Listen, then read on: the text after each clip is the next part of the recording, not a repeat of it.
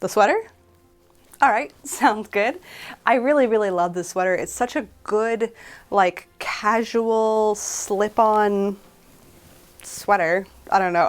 I like it both in fall as a very kind of lightweight bit of warmth to toss on, and it's a really good house warmth, if that makes sense. But you can see that the elbow has started to run through on that side, and you can almost see skin there. So I really want to try that Swiss darning technique where you're kind of re-knitting a patch almost for that area, but it's such a big area because it's not just where the skin's showing, it's actually like this whole section is what's coming undone. So I need to make some like pretty sizable Swiss darned patches, and you can see where I've actually patched up some smaller areas here with this red yarn, because I think it's the only yarn I have right now. And you know, I'm not very good at Swiss darning, so this is going to be a struggle, but that's okay. You know what? We'll struggle together. It'll be great. Let me go find my yarn and a big yarn needle and sit down and get to work. Oh no, that is a new hole. Oh, and right there too. Oh my God, there's so many holes. Okay, let's get to work. So now that I've had a chance to sort of sit down and really take a look at this, I did go ahead and put a box inside the sleeve just to help kind of separate it from the under layer and help me not accidentally catch stitches on the other side of the sleeve. So here's what I'm working with. The fabric of this sweater is made up of like 2 layered little square panels just kind of all over, and each of these is 2 layers, and you can see I've already made some repairs.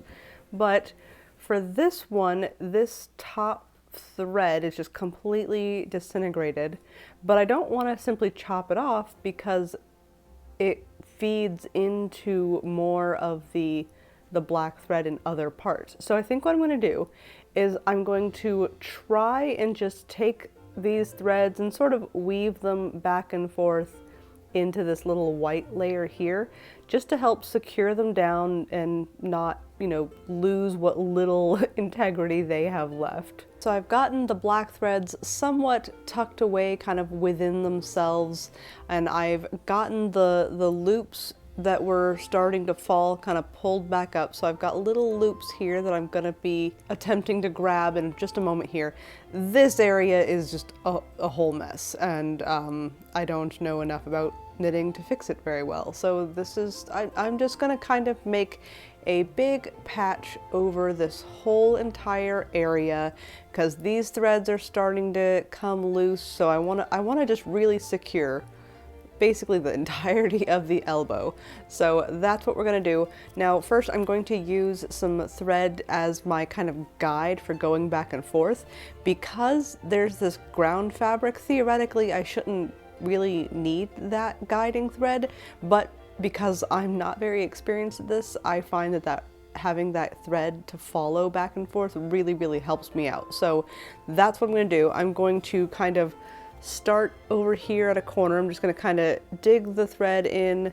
This is a purely temporary situation, and I've found, for me personally, it's very helpful to use a thread that is very definitely not my ground yarn that's already here, nor anything like the yarn that I will eventually be using to patch, because I tried when I was fixing the other little holes around this that it was very confusing. So I find using a completely different thread that you're going to remove this later is just so much easier for me. So if you want, you can knot this thread. I don't bother, I just kind of leave it hanging down here loose. And I'm going to go all the way to this row. So I'm going to start there. I'm going to follow that row up and then pick my height point, which I'm just going to kind of, there looks probably fine. And then I'm going to go back down into basically that same hole and then travel 1 loop over. And then I'm going to keep traveling that way, kind of marking out my path for where I want to be going up and down. The trick is just making sure that I'm somewhat consistently grabbing the same kind of row as I go along. If this were fabric, it'd be kind of following the grain line, so to speak. If I have a loop like this, I do like to go ahead and grab it as I go. So I apologize that it's not the most visible, but you can kind of see here that I've laid down a little net of threads going back and forth. And while I was doing that, I kind of realized that unfortunately, I think that starting here where I kind of followed along with the string is maybe not enough. There's some areas down here that I think are kind of getting loose. So I set a new guideline further down. So I'm going to start my stitches following these, but starting way down here and then going all the way to the top of where I'd lied out. So let's go ahead and start stitching. Using my yarn, which is a little bit thicker than my fabric here, but that's okay. I don't mind that they don't quite perfectly match. I'm going to, kind of the same way that I did when I started the guide thread, I'm going to start kind of far away from my actual starting point, which is right here. And then from here, I'm gonna basically follow the thread line because this is still somewhat intact.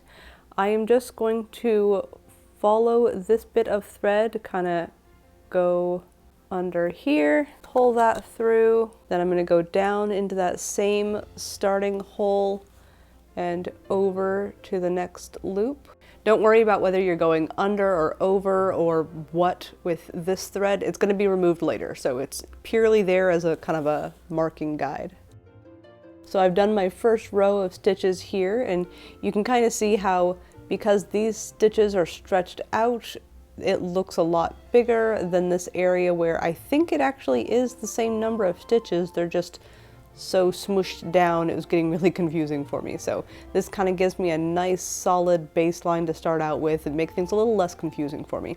So now that I've finished one row, I'm going to again kind of go into that bottom of the V. See how each of these is like a little V shape? V. I'm going to go in the bottom of that V and then up through the same area. And now I am going to do the same thing, just in reverse, this way. So you're going to pick up the top of your previous row of stitches. It's hard to see, but each of these V's is hiding like a loop at the top. So what I'm actually doing here is grabbing two tops of loops. For people who do knitting, you're probably like, yeah, that's exactly what you're doing. But I kind of had to realize that over time, like, yes, I see now, loops. So hopefully you can kind of see here, this is a loop that I'm tightening, but that loop is still in there, just kind of within the fabric that's already existing. And then I'm grabbing my previous two loops on the bottom row here. So I've reached the end of my second row here, and again, I'm just going to kind of finish off this row by, as if I was going to start a new stitch, but instead of going this way, I'm just going to go up, and then that'll get me started for doing yet another row. So as you might have gathered, I am going to do that several times over, and I think I'll join back up with you again once I've reached the like string part. So we are very nearly done here. I have rejoined the kind of top of my patch. So these rows all completely done. I just have these last two to finish off, and then we can remove these little guide threads. I just gave them a snip anywhere that I could still see them outside of the sweater, and then pulled them out one by one. And then for the inside, which you can see is relatively neat, I'm happy, but we have to take care of all of these loose threads. And I just wove them in willy-nilly. I really didn't worry too much about like making it super neat. As long as it stays and is somewhat secure, that's good enough for me. And then we are all done. So here are my little elbow patches somewhere. There we go. There's one. There's two.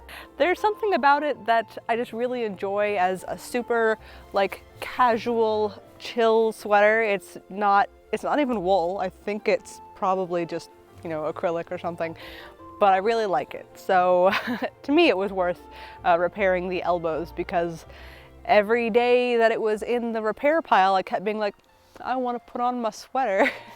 I like it. It's a good sweater. It makes me happy. I'm really happy with how it turned out.